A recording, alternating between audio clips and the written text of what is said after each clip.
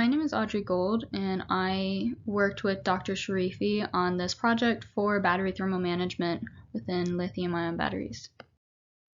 Today I'll discuss the introduction to the project, purpose of the research, the design and setup, the procedure that was followed with the project, the results.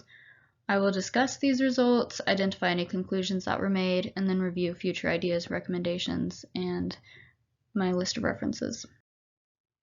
Lithium-ion batteries are well known for their use in electric vehicles because of their high energy capacity and power density. However, they usually suffer from high temperature rise due to heat generation within the batteries, which deteriorates their lifespan. Battery thermal management, or BTM, is the process of managing a battery pack or battery's temperature.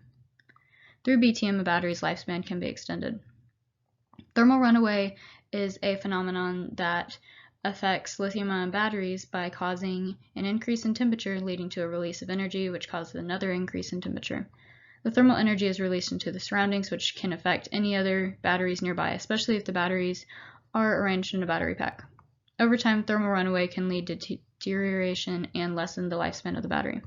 Some uses for lithium-ion batteries are in solar energy, portable devices such as wheelchairs, scooters, and bikes, personal devices such as laptops, computers, and cell phones, battery packs for portable energy, and electric or hybrid cars, and even electric marine vehicles.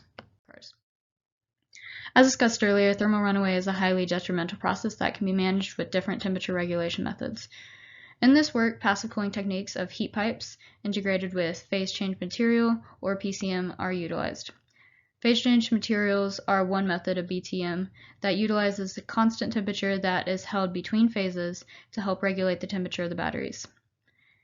Different BTM techniques are analyzed in their ability to stabilize the temperature of the battery in this experiment. Heat pipes and fins are examples of extended surfaces in battery thermal management. A heat pipe is a sealed tube filled with volatile liquid. It consists of an evaporator and condenser sections. The inside of the heat pipe is lined with a wick to allow the volatile liquid to travel. When a heat pipe comes into contact with the warm surface, the liquid that has accumulated in the warm section or evaporator section of the heat pipe evaporates to the upper section of the inside of the heat pipe, or the condenser section. This is where the gas condenses back into a liquid and then travels back down the evaporator section of the heat pipe through the wicks lining the inside of the heat pipe. This evaporating condensing of the fluid is what gives heat pipes their excellent heat transfer abilities. An experimental test bed composed of heating and cooling sections is designed. The cooling section is PCM housed within a vertically oriented cylindrical enclosure, and the heating section is a cartridge heater with similar dimensions as a lithium-ion battery. To improve the heat transfer between the PCM and the cold environmental air, heat pipes or fins are integrated within the PCM. Thermocouples are installed within the PCM on heater and heat pipes surfaces. The thermocouple locations are shown in the diagram on the left. The precise location of the thermocouples was measured and recorded and allows for the comparison of the PCM temperature in contrast to the temperature supplied by the cartridge heater. PCM chosen for this experiment was tetradecanol 1, which is because the melting temperature was 38 degrees Celsius, which is in the range of the 2000 milliamp lithium-ion batteries that were chosen. The cartridge heater was set up to a power supply.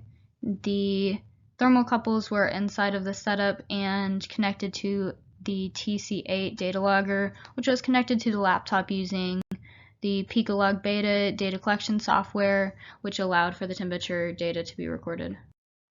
The experimental procedure involved designing and printing of the thermocouple holder, making the thermocouples, the installation of Picolog 6 Beta software to analyze the temperature, the experimental setup, 12 watt, 10 watt, and 8 watt trials for melting and solidification with and without heat pipes, and finally data analysis. These are results for the 8 watt with and without heat pipe. The maximum temperature reached was 47 degrees Celsius with the heat pipes and 63 degrees Celsius without the heat pipes, thus showing that superior temperature regulation of the heat pipes. The change in melting time was 3,000 seconds or 50 minutes, and the mass of tetradecanol 1 that was used is 150 grams.